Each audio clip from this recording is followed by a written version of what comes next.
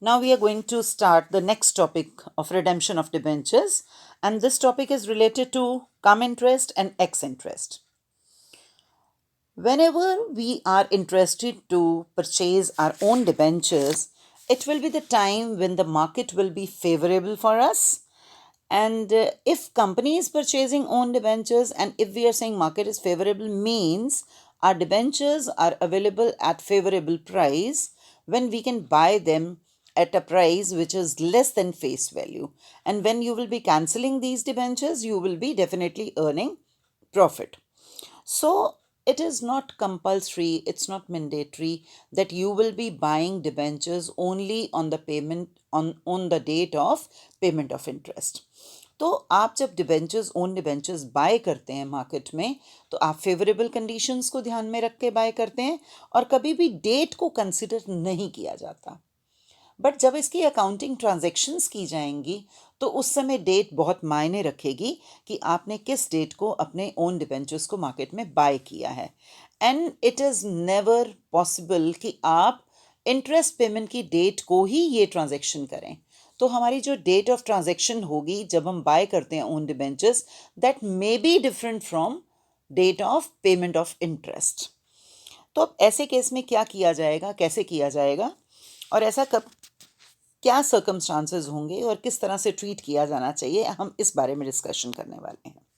So it must be taken in account that when securities are purchased और sold on a date other than the date of interest. तो ये सारी transaction हम क्या discuss करने वाले हैं, when you are purchasing your own debentures और जिस डेट को आप खरीद कर रहे हैं वो आपके इंटरेस्ट पेमेंट की डेट नहीं है. तो ऐसे में जो हमने टोटल प्राइस पे किया है उसमें difference must be made between capital and revenue portion. तो जो आपने प्राइस टोटल पे किया है, amount paid for price of debentures is capital expenditure and amount paid for the interest is revenue expenditure. Interest is calculated from the last date of interest to the date of purchase or sale of securities. तो आप ऐसे में क्या करेंगे, सबसे पहले आप check करेंगे कि आपकी इंटरेस्ट पेमेंट्स की क्या डेट्स हैं, ट्रांजैक्शन से पहले लास्ट कौन सी डेट थी जब इंटरेस्ट पे किया गया है, और फिर उस डेट से लेके डेट ऑफ ट्रांजैक्शन तक का इंटरेस्ट कैलकुलेट किया जाएगा और उसे हम रेवेन्यू एक्सपेंडिचर मानेंगे. लेकिन ये जो प्राइस पेड है ये डिपेंड करेगा on the date of it depends upon market quotation, and market quotation can be of two types, cum interest and ex interest. So cum interest mean including interest. तो जब भी आपकी market quotation कम interest है, it means it is with interest. और जो आपका total price होगा जिस पे आपने डिबेंचर्स को बाय किया है, तो ये माना जाएगा कम इंटरेस्ट, मींस उसमें इंटरेस्ट भी इंक्लूडेड है. And if the quotation is ex interest, it excludes the amount of interest, and for the purpose of recording interest is calculated separately and is added to the quotation. और ये cum interest और ex interest के case में, cum interest में हम ये लेके चल रहे हैं इंक्लूडिंग इंटरेस्ट है वो प्राइस, और एक्स इंटरेस्ट के केस में मान के चल रहे हैं कि इंटरेस्ट अलग से है. तो जो हमारा profit on cancellation of debentures है उस पर क्लियरली बहुत ज़्यादा फर्क पड़ेगा. और अगर आपको प्रैक्टिकल क्वेश्चन करने के टाइम के ऊपर कम इंटरेस्ट या एक्स इंटरेस्ट के बारे में मेंशन नहीं किया गया, it means it is come interest. तो चलिए हम इसको लेके एक इलस्ट्रेशन करते हैं जिससे ये कंसेप्ट हमें समझ में आ जाए. Illustration number 34. X Limited issued 20,000 12% debentures of 100 each. Interest is paid half yearly on 30th September and 31st March. तो हमें सीधा सीधा ये कहा जा रहा है कि आपने 20,000 डिबेंचर्स बाय किए, 100 रुपये वाले, मतलब 2 लाख रुपये प्राइस बन गया. Interest is paid half yearly on 30th September and 31st March. तो ये इंटरेस्ट पेमेंट्स की डेट्स हैं. On 1st December 2015, the company purchases 2,000 of its own debentures at 97% for immediate cancellation. अब इसमें ध्यान देने वाली बात क्या है कि इंटरेस्ट पेमेंट्स की डेट्स हैं 30th September and 31st March. तो ट्रांजैक्शन हुई 1st December को, तो 1st December से पहले अगर देखा जाए तो लास्ट इंटरेस्ट पेमेंट की डेट रही 30th September, और अगर आप 30 सितंबर से 1 दिसंबर तक का गैप कैलकुलेट करें दोनों डेट्स के बीच में जो डिफरेंस है वो डिफरेंस है 2 मंथ्स का। 30 सितंबर को इंटरेस्ट पे हुआ तो अक्टूबर और सितंबर, अक्टूबर नवंबर 2 मंथ्स रहे जिनके इंटरेस्ट की हम कैलकुलेशन करेंगे। तो अब आप इंटरेस्ट की कैलकुलेशन कैसे करेंगे वो अभी हम आगे क्वेश्चन के सॉल्यूशन में डिस्कस करते हैं। आगे देखें, you are required to give journal entries for the purpose for the purchase and cancellation of debentures for the year 2015-16 if the purchase price is cum interest and then it is ex interest. Ignore the creation of debenture redemption reserve. हमें concentrate सिर्फ own debentures की buying के ऊपर, purchase की entry के ऊपर करना है और दूसरा कि हमारे profit on cancellation के ऊपर इस cum interest और ex interest का क्या फ़र्क पड़ेगा। तो चलिए बात करते हैं पहले कम इंटरेस्ट की। अगर हम कम इंटरेस्ट के केस में करते हैं, हमने अपने डिबेंचर्स बाय किए हैं 2000 डिबेंचर्स एट 97। तो जब आप 2000 इंटू 97 करते हैं then you get the value of 1,94,000। अब क्योंकि ये कम इंटरेस्ट है इट मीन्स इसमें इंटरेस्ट की पेमेंट इंक्लूडेड है, तो आप 2 मंथ्स के लिए इंटरेस्ट की कैलकुलेशन करेंगे। कैसे होगी ये कैलकुलेशन? 2 lakh into 12/100 into 2/12। तो यहाँ से आपके पास जो इंटरेस्ट की कैलकुलेशन आएगी वो बनेगी 4,000 रुपये। तो पेमेंट आपने निकाली 1,94,000, इंटरेस्ट आ गया 4,000। It means 1,90,000 is the price paid and interest on debentures is 4,000। तो हमने जर्नल एंट्री पास की, own debentures account debit, interest on debentures account debit to bank account. और जब आप कैंसिलेशन करेंगे इन डिबेंचर्स की तो हमने कैंसिलेशन करनी है 2 लाख रुपए के डिबेंचर्स की। हमने लकीली उनको कम प्राइस के ऊपर बाय किया है लेकिन हम कैंसिलेशन 2 लाख के डिबेंचर्स की करेंगे। तो कैसे एंट्री बन जाएगी? 12% debentures account debit to own debentures to profit on cancellation of debentures. तो अब आप यहाँ पे देख पा रहे हैं कि प्रॉफिट ऑन कैंसिलेशन हमारा 10,000 रुपये आया है और ये सारी सॉल्यूशन थी हमारी कम इंटरेस्ट के साथ। नाउ लेट अस सी कि हम क्या एंट्रीज करेंगे एक्स इंटरेस्ट के साथ और फिर हम ये भी देखने की कोशिश करेंगे कि दोनों में फ़र्क क्या आया। So this is part 2 when the price is ex interest. अब कैलकुलेशन हमारी वही इंटरेस्ट की रही 2 मंथ्स की, लेकिन यहाँ ये माना जाएगा कि जो प्राइस पेड है उसके अलावा इंटरेस्ट की पेमेंट की जाएगी। तो ऐसे में एंट्री हमारी बन गई own debentures account debit 1,94,000, interest on debentures account debit 4,000 to bank 1,98,000. Now in this case आपने जो प्राइस पे किया है वो पे किया 1,94,000 क्योंकि इंटरेस्ट अलावा था उसके। तो अब यहाँ पे जब प्रॉफिट की बात आएगी तो हमारा प्रॉफिट एक्स इंटरेस्ट के केस में कम हो जाएगा। तो एंट्री बन गई 12% debentures account debit to own debentures account to profit on cancellation of debentures account. तो अब यहाँ पे जो प्रॉफिट आपका रह गया वो सिर्फ 6,000 रह गया। सो इन केस ऑफ कम इंटरेस्ट हमारा प्रॉफिट ऑन कैंसिलेशन 10,000 आ रहा था, लेकिन एक्स इंटरेस्ट के केस में क्योंकि इंटरेस्ट हमें एडिशनल पे करना पड़ा तो उस केस में आपका जो प्रॉफिट ऑन कैंसिलेशन है वो आ गया 6,000 रुपीज़। आई होप आपको सारे पॉइंट्स समझ में आए होंगे। तो क्या स्टेप्स थे इम्पॉर्टेंट कि हमने सबसे पहले जो कैलकुलेशन अपनी की है उसमें ये ध्यान रखा है कि इंटरेस्ट की लास्ट डेट ऑफ पेमेंट क्या थी, उस डेट से लेके आपने ओन डिबेंचर्स बाय करने की डेट तक का इंटरेस्ट कैलकुलेट किया और कम इंटरेस्ट के केस में उसको इंक्लूडेड माना और एक्स इंटरेस्ट के केस में उसको एडिशनली पे किया। अगर कोई भी और क्वेश्चन होगा तो ये जो गेन ऑन कैंसिलेशन है, profit on cancellation of debentures है, ये हमारा बाद में कैपिटल रिजर्व में चला जाया करता है। अब चलते हैं अगली इलस्ट्रेशन पे, illustration number 35। A company issued 10,000 9% debentures of rupees 100 each in 2011. Interest is payable on 30th June and 31st December each year. On 30th April 2014, company purchased rupees 20,000 of its own debentures at 95% and cancelled them after 4 months. अब देखिए यहाँ पे जो हमारी opening balance पहले दे रखा है debentures का कितना है, उसके बाद जो हमने ट्रांजैक्शन की है उसमें इंटरेस्ट की पेमेंट की डेट दे रखी है 30 जून एंड 31 दिसंबर, और हमने जो ट्रांजैक्शन की है बाय करने की वो है 30 अप्रैल 2014। तो अप्रैल से पहले जो लास्ट पेमेंट ऑफ इंटरेस्ट रहा होगा वो होगा 31 दिसंबर। और अगर ये ट्रांजैक्शन 30 अप्रैल को हुई, इट मीन्स 4 मंथ्स के इंटरेस्ट की कैलकुलेशन करनी बनती है। अगला point, the company purchase ₹20,000 of its own debentures at 95%, means company ने 200 डिबेंचर्स 95 के हिसाब से खरीदे होंगे and cancelled them after 4 months. Another point to take into consideration is कि कंपनी ने इनको immediately cancel नहीं किया है।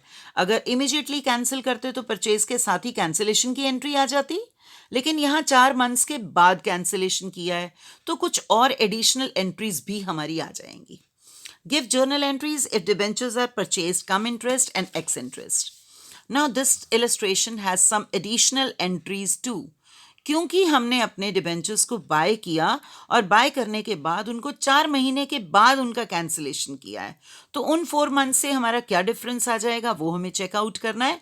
और चलिए शुरू करते हैं इस क्वेश्चन को। तो 30 अप्रैल को आपने डिबेंचर्स बाय किए। जब आप 30 अप्रैल को डिबेंचर्स बाय करेंगे, इसमें भी हमने जर्नल एंट्रीज करनी है। तो 30 अप्रैल को आपने डिबेंचर्स बाय किए। सबसे पहले हम कम इंटरेस्ट वाली एंट्रीज कर रहे हैं, क्योंकि हमने डिबेंचर्स को एज इन्वेस्टमेंट रखा है अपने पास। तो इस केस में जो हमारी एंट्री हो जाएगी वो बन जाएगी investment in own debentures account debit. अब इसकी पेमेंट कैसे निकालेंगे ये अभी हम डिस्कस करेंगे। Interest on debentures account debit to bank account. अब कितना आपने प्राइस पे किया ये चेक करना पड़ेगा। तो प्राइस हमने पे किया 200 इंटू 95 मीन्स 19,000। और जब हम अपने 4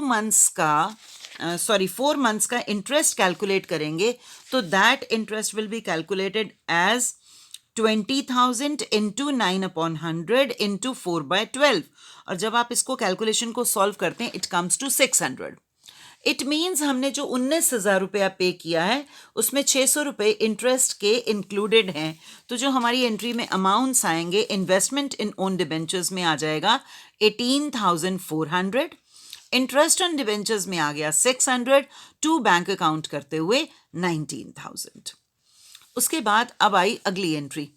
अब क्योंकि हमने अपने डिबेंचर्स को 30 अप्रैल को बाय किया है और हमने इंटरेस्ट की कैलकुलेशन 4 महीने की थी, तो अभी क्योंकि इनका कैंसिल अभी 4 मंथ्स के बाद है, तो इस केस में हमारी 30 जून की इंटरेस्ट पेमेंट की डेट आ जाएगी। And we have already discussed कि जब कंपनी ओन डिबेंचर्स बाय करती है तो उस केस में जो ओन डिबेंचर्स वाला इंटरेस्ट है वो हमारा अपना इंटरेस्ट बन जाता है, सेविंग बन जाती है, लेकिन आउटसाइडर्स को इंटरेस्ट पे पूरा किया जाता है। तो जो हमारी इंटरेस्ट की एंट्री सेकंड आपको नजर आ रही है वो क्या बन जाएगी, interest on debentures account debit. हम 10,000 के ऊपर इंटरेस्ट की कैलकुलेशन करेंगे टू डिबेंचर होल्डर्स अकाउंट। अब आउटसाइडर्स रह गए 9,800 फॉर 6 मंथ्स कैलकुलेट किया जाएगा।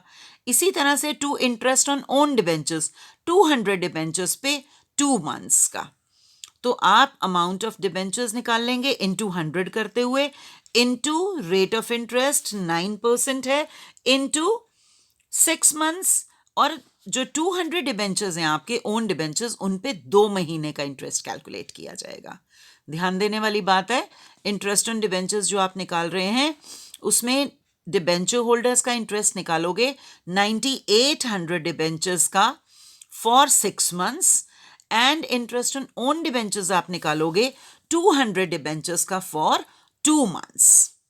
तो इस तरह से पेमेंट्स आपके पास नजर आ गई कि 44,400 टोटल बनी है। और ये टोटल कैसे बना हमारे पास, 44,100 प्लस 300। अब आगे बढ़ते हैं।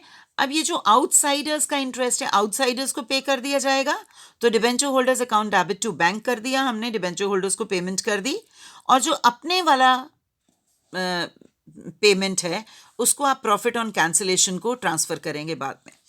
अब आ गई 4 मंथ्स बाद वाली डेट। 4 मंथ्स बाद में आपको क्या करना है, 4 मंथ्स के बाद आपको अपने ओन डिबेंचर्स को, इन्हीं ओन डिबेंचर्स को कैंसिल करना है। तो अभी हमने इनके लिए प्राइस पे किया था 18,400, तो हम एंट्री कर देंगे, कैंसिलेशन करेंगे पूरे 20,000 डिबेंचर्स की, तो हमारी एंट्री आ गई 9% debentures account debit, to investment in own debentures 18,400, to profit on cancellation 1,600। I hope आपको ये पॉइंट समझ में आया होगा। क्योंकि हमने पे किया है 18,400, तो 1,600 रुपये हमारा प्रॉफिट ऑन कैंसिलेशन में चला गया।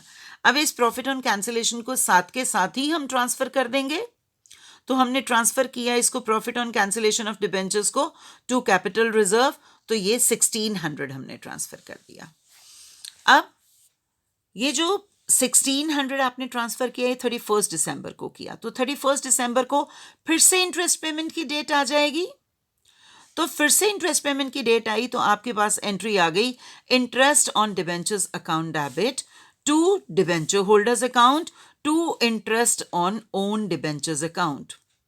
तो अब इस केस में अब जब आप एंट्री करेंगे तो अगेन 9,800 के डिबेंचर्स की एंट्री करोगे 6 मंथ्स के लिए, और फिर interest on 200 own debentures credited to interest on own debentures as income.